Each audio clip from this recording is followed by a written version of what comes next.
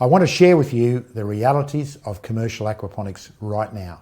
It's happening around the world, and it's time for people who want to have a change in lifestyle, a tree change, a sea change, whatever you like to call it, to get into commercial aquaponics. Now, I just want to share with you some of the very successful farms that are around the world right now. And these are just ones that I've been personally involved in. The first one, of course, that we're going to feature very heavily in our aquaponics design course is the commercial farm in Hong Kong. And this farm is just going absolute gangbusters. They've got a great following as far as their customers are concerned. And in fact, I can let you in a little secret, they actually paid back their capital outlay in 18 months. Now, how about that for a success story? This farm is 2,200 square metres, and just have a look at it, fantastic. And right now at the time of filming, they're growing 40 different crops in this farm at the same time. You'll get some people who tell you can't do that. In fact, typically in a hydroponic farm, they are monocroppers. They can only grow one crop at a time because their nutrient is tailored to one crop only at a time. But in a natural system, like our aquaponic systems are, like a garden or a farm, you can plant all sorts of crops fairly close together and you can grow multiple crops. That's exactly what we can do in an aquaponics farm. Just have a look at some of the beautiful produce being grown in this farm in Hong Kong right now. Here's another farm that I've spent a fair bit of time off, and that's called Ouroboros Farms in Half Moon Bay in California. This is a great farm. Ken and his team there are doing very, very well with their farm. And here's some shots of their farm going fabulously well. I don't know how they market their product. I think they do mostly Sunday markets and restaurants and that kind of thing. And there's a myriad of farms now in the USA that are springing up all over the place that are doing very, very well. Now, one of my students, my star students, Arvind, is building farms all throughout the Middle East. He's completed farms, the Hong Kong farm is one. He's got farms in Oman, in Muscat, in Bahrain, in India, just to name a few, and Toronto in Canada. There are farms there that are growing and they're going really, really well. And here's some shots of these various projects that you'll see, and they're just going well. And I want to just share with you a small interview with Arvind that we carried out a few months ago when we were in Hong Kong with him.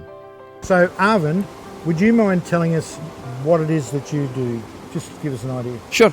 We run a consulting firm called Water Farmers Aquaponics out of Canada. And what we do is we build aquaponic farms on a commercial scale or a research scale all across the globe. We operate in about 6 different countries now. How many farms have you built?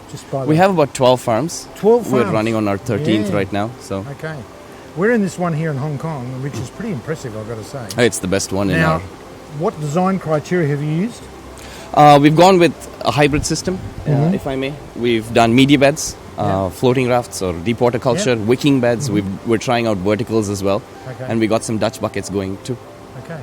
So, without getting into too much detail at this point in time, why have you decided to go that? Because a lot of the world is trying to tell us we should be doing just nothing but rafts. True. What we have noticed is that the health of the biology of the aquaponics system is much better when you go with a system that's more diverse, especially the media beds, taking into consideration the amount of biological activity as well as the population density and the variety in the population as well. Okay. It seems to be more catering towards the complete ecosystem when you have more channels that you use to grow your vegetables in. Also, here's another farm that's being built in China right now, and this one's going to be an absolute monster. 10 greenhouses, 100 metres long by 12 metres wide. And this is being built in northern China, where it's extremely cold. The temperatures, they tell me, can get down to minus 40.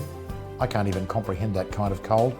I'm just looking forward to going up and seeing the progress on this farm as it's being built, but it's a monster. And this is being built to cater to the up-and-coming middle class of Chinese people who want to buy better food and they've got the money to pay for extra food. This is their target market, and I think they're going to have a wonderful success story. So this is the reality of commercial aquaponics. It is here now. You can be part of it. Students of mine are going out and building small farms all over the world, and that's just the way of the future. So many people realise that aquaponics farming is the farming of the future. It's a way to provide high quality, nutrient dense, organic food. That's the way of the future. Organic farming, the realities of commercial aquaponics, you can be involved in it right now.